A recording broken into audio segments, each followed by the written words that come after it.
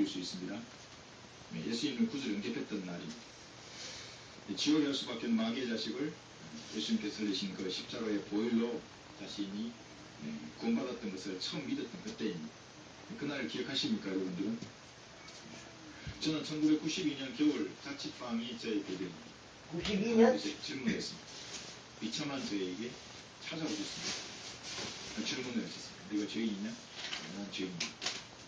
그럼 바로 즉시 얘기했습니다. 예수님이 십자가에 왜 달렸느냐? 내 죄를 위해서 달렸다고 그랬습니다. 이게 전부 제 마음속에서 질의응답을 하는 거야. 그래도 마지막 카운터 펀치를 날리시는 거야. 그러면 너를 위해 달린 게 아니냐? 그때 깨달으시는 거야. 나를 위해 하나님이 그렇게 다 하셨구나. 다 이루셨구나. 그게 그날 밤에 내가 믿고 그날 그것이 저의 대대리. 하나님을 위해 살겠다. 결심은 그때. 어떤 사람에게 대대는 공간에 신을 결단했던 그런 엄청나게 많네요. 그렇죠. 엄청나게 많죠. 무엇이 많습니까? 미세먼지가 많죠. 자, 이 미세먼지의 정체는 과연 무엇일까요? 바로 캠트레일에 되겠습니다. 캠트레일. 그 악의 세력들이 날마다 살포한 비행기로 살포한 캠트레일이 되겠습니다. 내 스스로 나는 지금 내 뼈를 썩게 하고 있구나.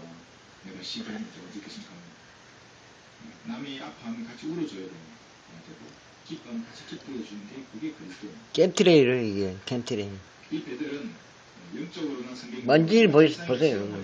엄청나잖아요. 한 40분 정도, 40 몇 분 정도 한번 촬영 한번 해볼게요. 끊길 때까지. 지금이 4월 며칠이에요, 오늘? 119편 30절. 4월 16일. 길을 택하였습니다. 돈 많은 사람은, 그리고 이 말씀을 이제 알게 된 사람은 진리의 길을 택하였습니다. 주의 명령들을 내 앞에 두었나이다. 이 말씀이 주의 명령입니다. 시간이 이 명령대로 살겠다. 모든 사람이 다 떠나버리고 그냥 나 자신조차도 실수할 수 있을지라도 다시 4월 17일 명령을 수행합니다. 토요일 되었습니다. 그래서 제가 12시 넘었어요. 여러분 보고 계신 그 2021년 4월 17일 12시 넘었습니다. 조금 넘었습니다. 그 상태인데요. 지금 밤에 이렇게 라이트 켜가지고 미세먼지를 촬영하고 있는데요. 이게 미세먼지의 현실입니다. 엄청나게 많죠, 미세먼지가. 이것이 괜히 이렇게 먼지가 많은 게 괜히 많은 게 아니고요. 그 캠트레일 뿌리는 비행기가 있어요. 그 소음이 상당히 커요. 그 비행기가 뿌리는 겁니다. 그거 날마다 뜨잖아요. 예, 날마다 뿌리니까 날마다 햇볕을 가려버리잖아요. 햇볕을.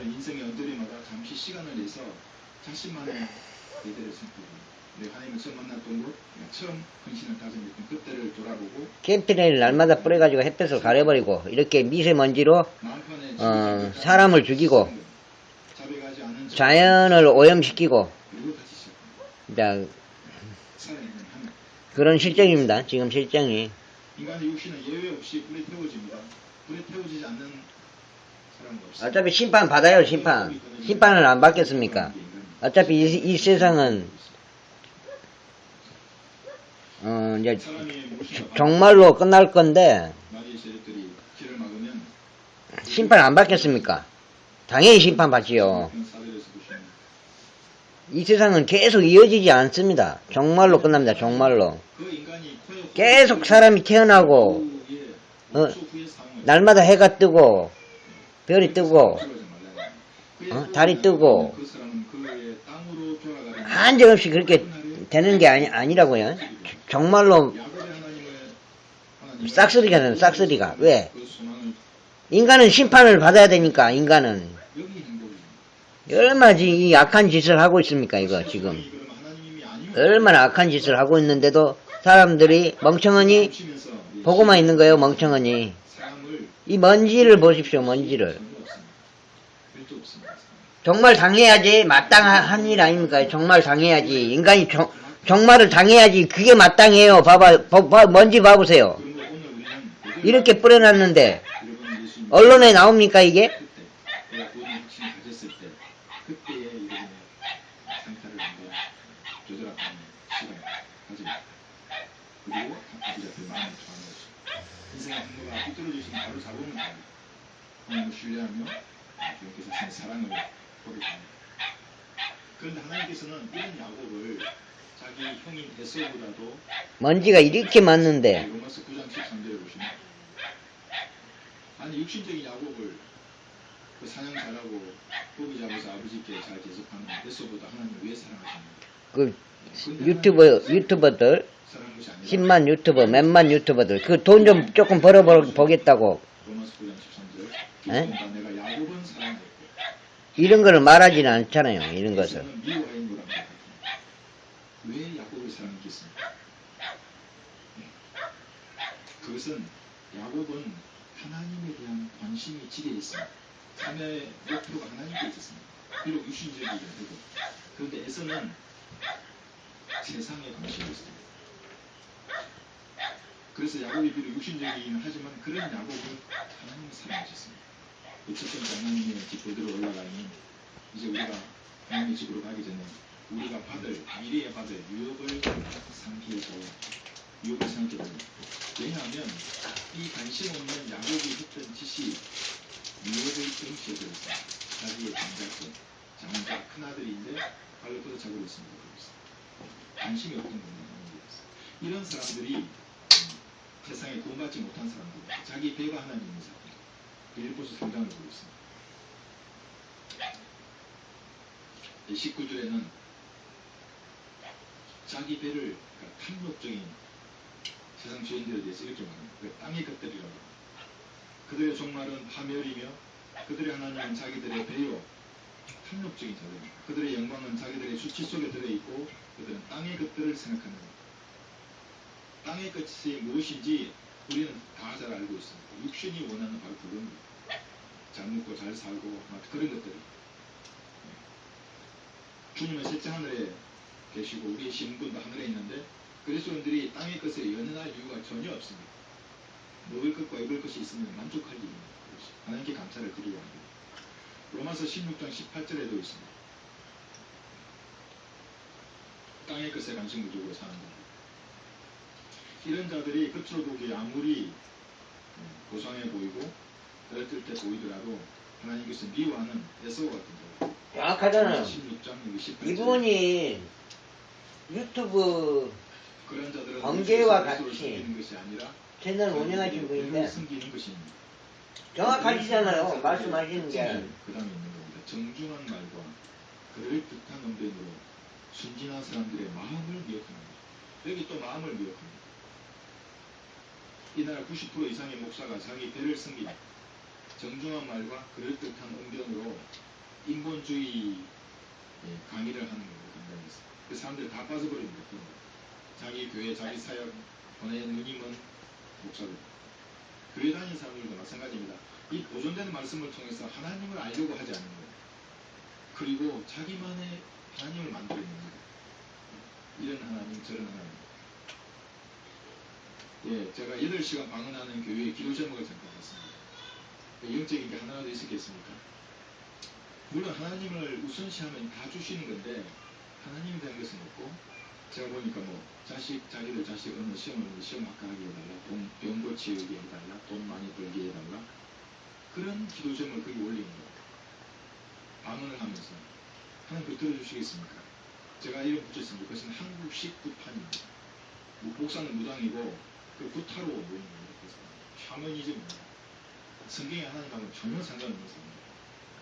때를 섬기기 때문에 하나님께서는 그런 사람들에게 미혹의 영을 보내도 아주 강력한 미혹의 영을 보냅니다. 그래서 야곱의 형에서는 육신적인 그리스도인을 예표하는 것입니다. 구원받았지만 세상과 친구로 지내면서 좋은 평판을 얻고 있습니다. 그리스도교 여러분 그리스도교를 이제 형제님들 곧 하실 텐데 제가 아는 어떤 사람들은 그리스도교를 자기가 사는 지역에서 못하는 겁니다. 파주면 파주 지역에서 그리스도를 해야 되는데 어떤 사람은 못하고 한 50km 떨어진 동두천에 사는 사람, 자기 집은 저쪽인데 왜 그러냐니까 자기들은 너무 아는 사람이 많아서 그리스도를 못하겠다는 거예요. 그런데 그 사람이 신실한 대로 알려지는 거예요. 그래서 세상과 좋은 평판을 얻고 선한 사람이라고 이런 말을 들으려고 하는 사람이 현대판 에스와 같은 사람. 만약 그렇다면 그리스도인이 그렇게 한다면 그리스도의 심판석에서 에스와 같이 비통한 눈물을 흘릴 것입니다. 히브리서 12장 보고 있습니다. 속된 자라고 합니다. 세상 것을 찾는 그리스도인들 속된 자라고 합니다. 12장 여기 16절에서 17절 보시면 음행하는 자나 한 그릇 음식을 위하여 장자권을 판 에서와 같이 속된 자가 없도록 하라. 너희가 아는 바 같이 그 후 그가 축복을 유업으로 받으려고 했을 때 거절당했으며 눈물로 간절히 구하였지만 내기의 기회를 얻지 못하였습니다. 에서는 하나님에 대해서 무관심하기 때문에 자기가 큰아들로서 아버지의 이삭의 축복을 받을 수 있었음에도 불구하고 그걸 그냥 배고프다는 이유로 팔아버렸습니다. 동생. 그래서 아브람과 이삭과 야곱의 하나님인데 에서가 팔지 않았으면 어떻게 됐습니까? 아브람과 이삭과 에서의 하나님이 될 수 있었습니다. 에서의 후손들이 큰 복을 받았을 거죠. 2배 이상의 축복을 받았습니다. 야곱은. 에서는 그걸 다 팔고 걷어차버립니다. 그래서 하나님 미워하신 겁니다. 이렇게 경시하기 때문에. 구원받은 그리스도인도 에서처럼 자신이 장차받을 유업을 망각하고 우리가 유업을 받을 겁니다. 영원한 유업을 이 세상과 친하게 이렇게 산다면 에서처럼 그리스도의 심판석에서 비통한 될 것입니다. 어떻게 보냐면 이렇게 예를 들고 있습니다. 하나님 앞에 그리스도의 심판석에서 올라갔습니다. 15장에서 이렇게 말하는 거예요. 한 번 더 기회를 주십시오. 내가 이 유업이 이렇게 정말 위대한 건 줄 알았다면 이렇게 살지 않았습니다. 좀 더 다른 그리스도인으로 살았을 것입니다. 주님을 위해서 일할 수 있는 기회를 주십시오. 한 대 얻어맞을 기회를 주십시오. 근데 한 대 얻어맞을 기회가 없습니다. 지금 이때 이 육신을 읽고 있을 때에는 이 육신에 예수님의 피를 가질 수 있습니다. 근데 휴거되면 우리는 영원한 몸이 되어버렸습니다. 아무도 우리를 때릴 수 없습니다. 우리를 때려서 살 자도 없겠죠. 그때는 그런 기회가 주어지지 않는 것입니다. 그게 눈물을 흘립니다. 또 있습니다. 그리스도의 심판석에서 행제의 이름을 부를 겁니다. 너의 이름이 무엇이냐? 여기 창세기 32장을 보고 있습니다. 야곱도 물었습니다. 하나님께서 32장 여기 27절을 보시면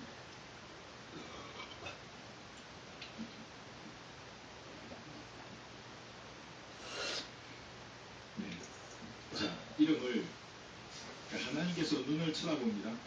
창세기 32장 27절입니다. 그 사람이 여기서 그 사람이라는 것은 뭐냐면 하나님께서 주의 천사로 나타난 사람입니다. 하나님이십니다. 야곱에게 말하기를 내 이름이 무엇이냐 하니 하나님 이름을 몰라서 묻는 게 아닙니다. 여기서 끝으로 말할 수 없습니다. 다른 말을 할 수 없습니다. 야곱은 정확하게 말합니다. 야곱이니이다 하더라. 드디어 자기 자신의 모습을 인정하는 겁니다. 범법자이고 찬탈자이고 밀렵꾼이고 아버지를 속이는 자고 그런 사람이다 하고 야곱이 이제 인정을 합니다. 그래서 심판석에서 하나님께서 우리의 이름을 물어볼 것입니다. 야곱 같은 인생, 육신대로 내가 인생을 살았다면 여러분 이름을 뭐라고 말해야 하겠습니까? 저는 제격입니다. 말 못합니다. 그 대신 제 이름은 탐욕입니다. 쾌락입니다. 자기 영광입니다. 탐심입니다. 제 이름은 게으름이고 거짓말쟁이이고 시기와 다툼, 제 이름은 더러움입니다. 이렇게 대답해야 할 수도 있습니다. 육신대로 산다면 그런 것입니다. 사람마다 이름이 있습니다. 제 이름은 빛이 있어요. 제 이름. 요한은 사랑받는 자이고 나라는 하나님의 사람입니다. 베드로는 돌. 여러분의 이름의 뜻은 무엇입니까? 그리고 그리스도 심판석에서 하나님께서 물어보실 때 뭐라고 대답합니까? 이름이 무엇이냐고 물어볼 때 정직함, 순수함, 신실함, 나의 이름 선한 마음입니다. 이렇게 이름을 말할 수 있습니다. 여기 갈라디아서 6장을 보고 있습니다. 6장 17절에 보시면 우리는 우리 몸에 예수님의 표를 가질 수 있습니다. 저도 거리 설교에 나가면 항상 이 표를 달라는 마음으로 갑니다. 물론 하나님께서 지켜달라고 말씀도 내가 기도하고 나가지만 이 표를 갖는 데 대해서 두려워하지 않습니다. 지금도 아직까지 한 대도 때린 사람은 없습니다. 다 지나쳤습니다. 문신을 하고 덩치 큰 사람도 다가왔지만 내가 노선을 크게 ut어서 그런지 다 도망갔습니다. 갈라디아서 6장 17절에 보시면 이제부터는 아무도 나를 괴롭게 하지 말라. 나는 내 몸에 주 예수의 표들을 지닌다. 여러분의 몸에는 무슨 표가 있습니까? 사도 바울이 지닌 이 예수님의 표는 몽둥이로 맞은 표입니다. 몽둥이로 맞으니까 당연히 표가 나오죠. 멍자국이 나고 찢어진 자국이 나옵니다. 바울은 돌멩이로 맞은 표입니다. 예수님의 표인 것이. 이 표는 채찍으로 맞은 표이고 굶주림과 헐벗음 그리고 강도와 거짓 형제들의 위험 가운데에서 굴하지 않고 복음을 전하면서 바울이 자신의 육체에 가졌던 그 표입니다. 가장 무서운 적이 뭐였습니까? 내부의 적입니다. 거짓 형제들. 그 위협 가운데 헐벗고 굶주리며 자기 육신을 가지고 있는 그 표를 바울은 가지고 있습니다. 이 표를 가진 사람이 우리 이 성경들을 믿는 사람 믿음의 선진들입니다. 존 후스, 사부나롤라, 윌리엄 틴테일 이런 사람들, 하랄람 포포프, 그 다음에 바울, 베드로, 야고보, 요한을 포함한 사도들, 리차드 웅브란트 같은 그런 사람들, 그 간증집을 제가 나중에 소개해드리겠습니다. 이 사람들이 주 예수의 표를 몸에 지녔던 사람들입니다. 우리도 이런 표를 지닐 각오를 하고 즐기를 수호해야 합니다. 예수와 같이 땅의 것만을 생각하는 사람은 속된 자로 살게 됩니다. 그러면 유업을 잃어버리고 영혼을 빈털터리로 살게 됩니다. 80년 인생 빈털터리가 아니라 영혼이 빈털터리. 여기 창세기 25장 다시 보시겠습니다. 31절 보시면 에서가 얼마나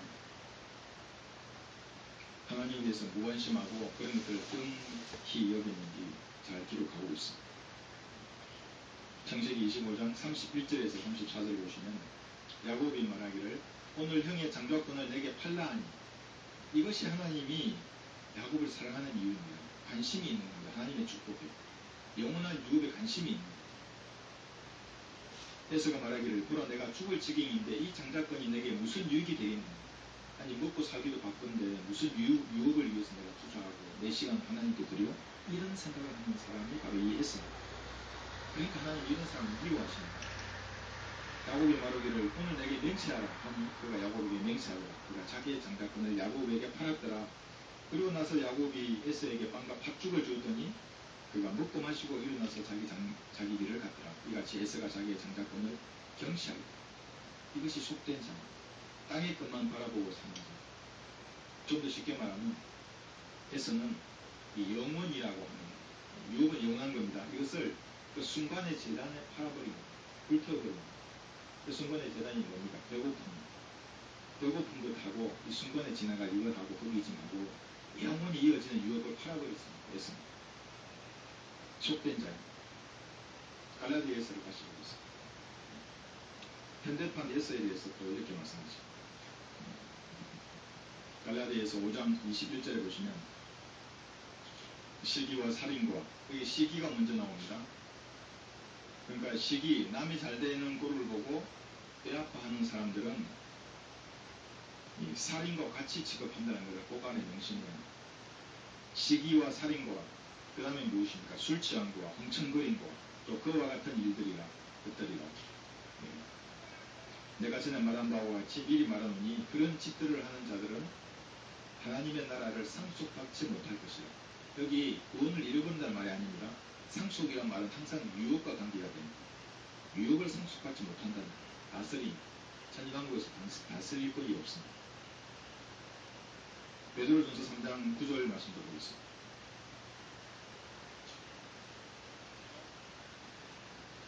베드로전서 3장 9절 보시면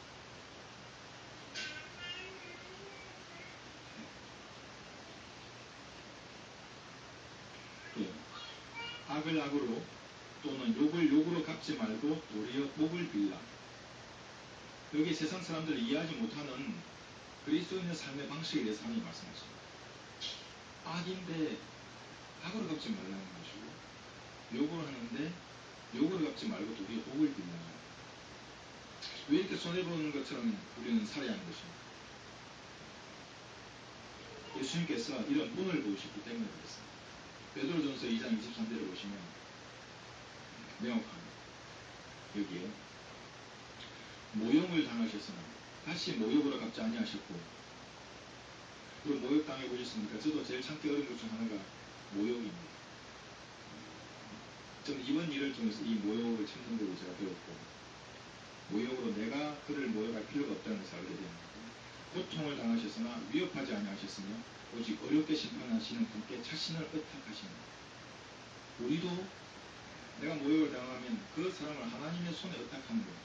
이게 무서운 말입니다. 하나님을 신뢰하는 사람은 그렇게 합니다. 그렇지 않으면 내 육신이 나서서 내가 문제를 해결하려고 해요. 그러면 사단이 나는 거예요. 기도했으면 하나님 역사할 시간을 기다리면 되는 거예요. 이런 주님을 우리가 섬기기 때문에 이는 너희가 유업의 상을 주께로부터 받을 줄 압니다. 너희가 주 그리스도를 섬기고 있습니다. 고린도전서 3장 24절 말씀입니다. 섬기고 있기 때문에 우리도 그렇게 하는 것입니다. 그렇다고 해서 어떤 사람들은 그리스도인들은 욕을 하면 맨날 복을 빌어주네 하고 함부로 하려고 하는 사람이 있을 겁니다. 그러나 그렇지 않습니다. 그 사람들은 모르는 것이 있습니다. 우리가 손으로 만약에 악을 이기면 그 사람 머리에 숯불을 쏘는 겁니다. 머리에 숯불을 쏘면 어떻게 됩니까? 그래서 용서하는 것은 하나님에게 있는 거예요. 저는 너무나 이 체질이 야곱 같아서 그런 모욕을 당하거나 그런 것을 당하면 벌써 아마 나가 있습니다. 그래서 너무나 동작이 빠릅니다. 안 됩니다. 그러면 하나님의 일을 그렇지, 하나님께 맡기고 그런 시간에 맡기고 하나님의 일을 합니다. 복음을 전하고 지켜주시옵소서. 그런 쓰레기들은 하나님이 다 정리해 주십니다. 저도 어디 길을 가는데 그렇게 확신이 드는 거예요. 길을 걷는데 하나님 제가 하는 게 있습니다. 들어가지 말고 복음을 전하고 지켜주시옵소서. 바로 반대하는 자들 하나님께서 처리해 주십니다. 즐겁지 않습니까? 그러면 얼마나 빠르겠습니까? 그러면 얼마나 기쁘고. 그리스도는 그렇게 사는 것입니다. 그래서 베드로가 와서 하나님을 만나려면 먼저 우리가 장차받을 그 유업을 잊지 말아야 합니다. 중요한 것들입니다. 이 유업은 거저 주는 것이 아니라 구원은 거저 받는 겁니다. 형제가 하나님의 자녀가 된 것은 거저 받는 겁니다. 그런데 유업은 일을 해서 얻어야 하는 보상입니다. 일한 대가로 받습니다. 삭수로 받는 이 유업을 받는 것입니다. 그래서 두 번째, 하나님의 집 베델로 올라가자. 갈 때는 참신한 자세로 나가야 합니다. 새롭고 산뜻한 자세. 이게 참신한 자세입니다. 구태의 의연한 자세, 과거에 내가 했던 그런 태도 그대로 가시고 하나님 앞에 가면 어떻게 되겠습니까? 내가 물을 끓기도 전에 하나님은 내 어디로 뻔히 꿰뚫어 보십니다. 그래서 참신한 자세로 베드로가 하나님을 만나야 합니다. 여기 창세기 35장 2절에 보시면 야곱이 이렇게 얘기해요. 그러자 야곱이 자기 가족과 자기와 함께한 모든 자들에게 말하기를 너희 가운데 있는 이방 신들을 버리고 버려야 합니다. 정결케 하고 너희 옷들을 가리고 이렇게 하고 하나님을 만나야 합니다. 야곱의 상황은 현재 최악의 상황입니다. 최악의 상황 가운데 있는 야곱이 이제 하나님을 만나려고 합니다. 육신적으로 사는 그리스도인들도 하나님은 최악의 상황으로 몰아붙일 것입니다. 그것은 마치 조향장치와 핸들이 조향장치가 고장난 차가 있습니다. 어디로 갈지 모르는 거예요. 좀 있으면 브레이크도 고장납니다. 멈추지도 못하는 것 같습니다. 그렇게 되기 전에 베델로 가야 합니다. 그럼 하나님께서 고쳐주십니다. 조향장치도 고쳐주시고 브레이크도 고쳐주시고. 이전까지 야곱이 이었다면 육신적인 방법으로 베델로 가라 그랬을 때 야곱은 가지 않았을 겁니다. 그런데 지금 야곱은 허벅지에 이 힘줄이 뼈 밖으로 튀어나오고 있습니다. 장애인이 된 겁니다. 이제 도망가고 싶어도 도망갈 수도 없습니다. 육신이 장애인이 되면 하나님을 회피할 수도 없습니다. 그리고 자기가 사랑하는 아내는 라헬을 사랑했는데 아내는 우상 숭배자입니다. 아무에게도 이 위급한 상황, 자기 딸은 강간을 당하고 아들은 살인자가 되고 주변의 모든 족속이 야곱의 일가를 공격하려고 합니다. 누구 하나에게 말할 대상이 없이 최악의 상황에 야곱이 몰립니다. 그때 야곱은 돌아갑니다. 이제 베드로로 돌아갑니다. 사면 초과의 상황에서 야곱은 이제 정신을 차리고 베들로 가라고 하는 하나님의 명령에 그때 순종하려고 합니다. 그러나 그 상태에서는 하나님을 만날 수가 없었습니다. 참신한 자세로 하나님 앞에 나가야 합니다. 골로새서 3장을 보고 있습니다. 여기 5절부터 좀 나와 있는데 이 말씀이 우리가 하나님을 만나려고 할 때에 기억해야 할 말씀. 골로새서 3장 5절에서 14절까지 너무나 쉽게 이렇게 우리에게 알려주고 있습니다. 보시면 그러므로 땅 위에 있는 너희의 지체를 죽이라. 곧 음행과 부정과 사욕과 악한 세력과 탐심이니 탐심은 우상 숭배다. 땅에 있는 지체를 죽이라고 하니까 이것을 어떤 육신적인 어떤 검욕이나 나를 몸을 괴롭게 해서 죽이라 그 말이 아닙니다. 내 마음을 땅에 있는 것에 두지 말라는 거예요. 하늘에 있는 것에 두면 이 지체가 죽어집니다. 자연스럽게. 그리고 형상들을 버리는 거예요. 눈에 보이는 형상들. 집에 여러분 꼴빼기 형상이 있습니까? 송아지나 두꺼비나 그런 모양의 돌붙이나 이런 거 있습니까? 형상을 이렇게 두어서는 안 됩니다. 다 의미가 있습니다. 나름대로 마귀들에게는. 그런 것이 있으면 다 버리고. 보이지 않는 현상도 마찬가지입니다. 탐심, 탐심은 우상숭배입니다. 그런 것을 버리고 하나님 앞에 나아가요. 그래서 로마서 8장에서는 이것을 정확하게 이렇게 말씀하십니다. 8장 13절에서 너희가 육신을 따라 살면 죽을 것이나 성령을 통하여 몸의 행실을 죽이면 살리라. 주변에 이 물건들 육신을 자극하는 것이 있으면 버려야 합니다. 카드, 타투와 마찬가지입니다. 노름의 영입니다. 더러운 영에게 묻는 겁니다. 카드처럼 지금. 저도 전행하는데 올빼미 2마리를 주는 거예요. 금박을 입고 있는 그런 모였는데 올빼미를 주는 거예요. 밤에 나타나는 올빼미를 내주는 거예요. 없애버렸습니다. 깨지 않고 재활용시키고 버렸습니다. 보이는 것도 버리고 내 마음에 보이지 않는 부분도 하나님께 잡아서 버려야 합니다. 그래서 계속 골로새서 3장 보시면 6절에서 이런 것들 때문에 그런 것이 없어지지 않냐면 하나님의 진노가 불순종의 자녀들을 위해 임하게 됩니다. 그래서 너희도 전에는 이런 것들 가운데 살면서 그들 가운데서 행하였는데 그래서 이런 짓은 과거의 행동으로 충분한 것. 것을 보시면 이제는 너희가 이 모든 것 즉 분노와 성냄과 악의와 하나님을 모독하는 것과 그 입에서 나오는 추잡한 말을 벗어버려. 그리스도인들이 왜 추잡한 말을 하는가? 그것은 마귀의 자녀들이 나는 거예요. 뭐 이런 휘발유통처럼 조금만 말하면 하라고. 그리스도는 그러면 안 됩니다. 마귀의 자녀가 아닙니다. 우리는 참고 인내할 줄 알아야 합니다. 추잡한 말들을 벗어버려야 합니다. 서로 거짓말하지 말라. 너희가 그 행위와 함께 옛사람을 벗어버리고 이 옛사람을 벗어버려야 합니다. 그분을 창조하신 분의 형상을 따라 지식 안에서 새롭게 된 새 사람을 입었으니 이 새 사람이 우리 안에 계신 예수님입니다. 그분으로 우리 옷 입은 겁니다. 근데 왜 더러운 것들을 입으려고 합니다.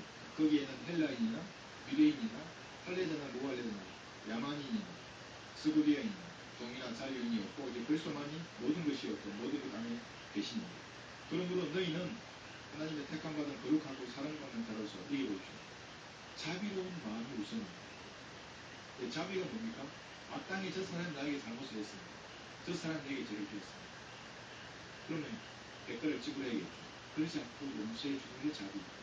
그 자비로운 마음과 친절과 마음의 겸손과 온유와 오래 참음으로 옷 입어라. 이것으로 옷 입어야 합니다.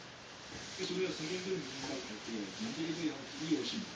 근데 이 옷은 다 버려두고 복음은 열심히 전하는데 이 옷은 다른 옷을 입고 있어요. 이거 하나님 보시기에 이상합니다. 옷은 내가 이 옷으로 입어야 합니다. 친절, 겸손, 온유, 오래 참음. 만일 어떤 사람이 누구에게 불평이 있으면 서로 용납하고 서로 용서하리라.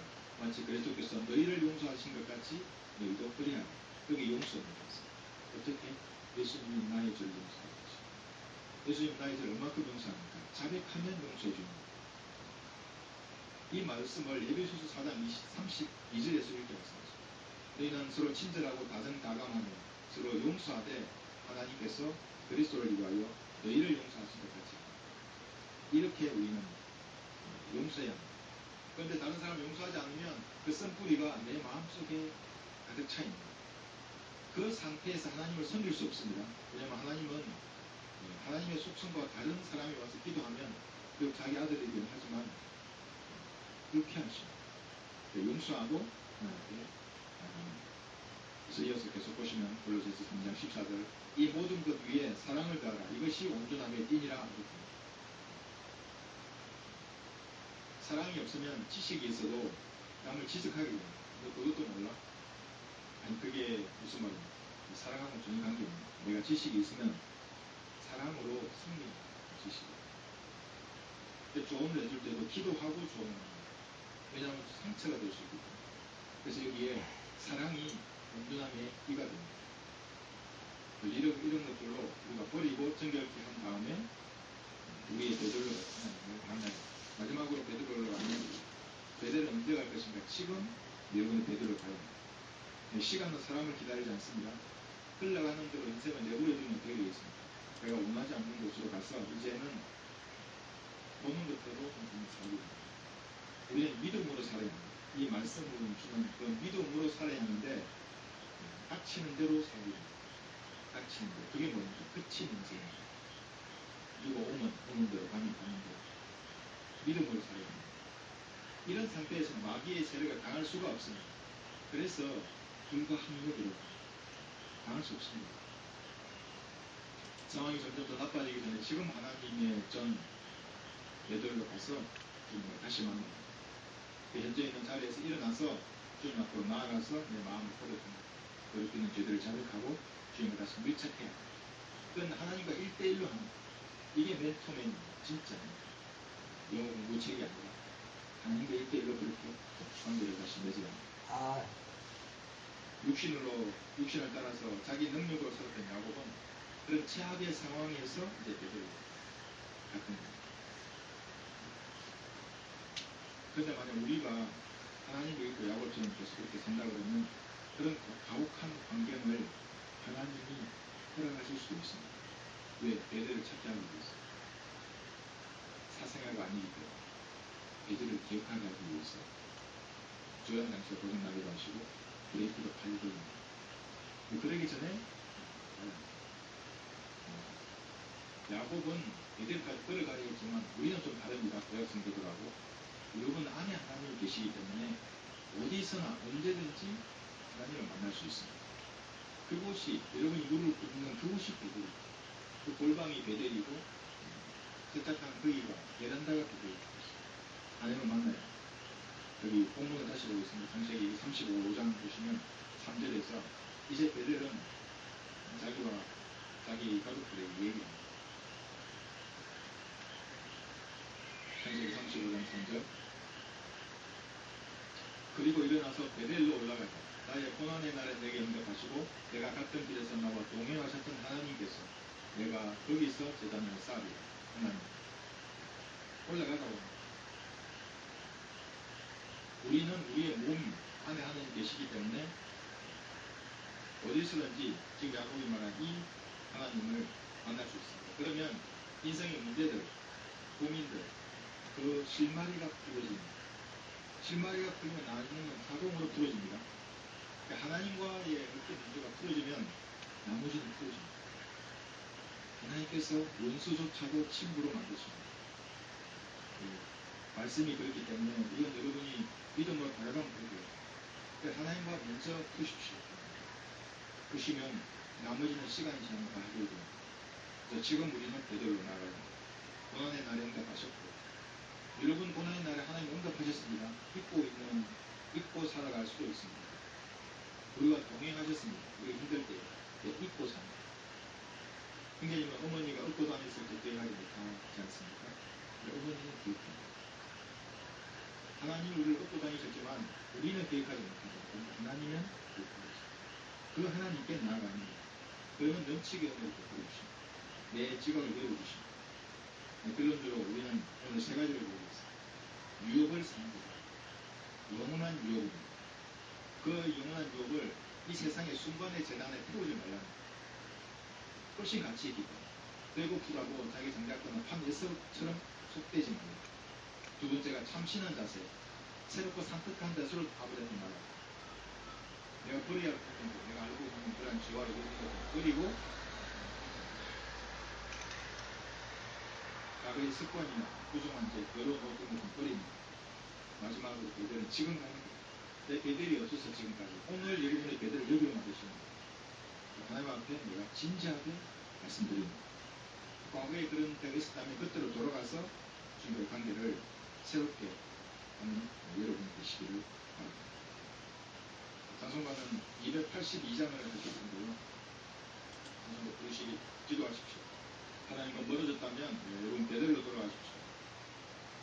주님과 가장 친밀했던 그때가 언제인지 생각해 보시고 그때로 돌아가셔서 지금의 문제가 있으면 하나님께 아뢰고 필요한 것이 있으면 강구하고 주님하고 밀착되는 시간.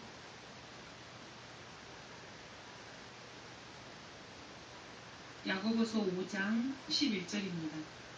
너희가 욥의 인내를 들었고 또 그의 결말을 보았거니와 주는 인정이 심히 많으시고 자비로우시니라.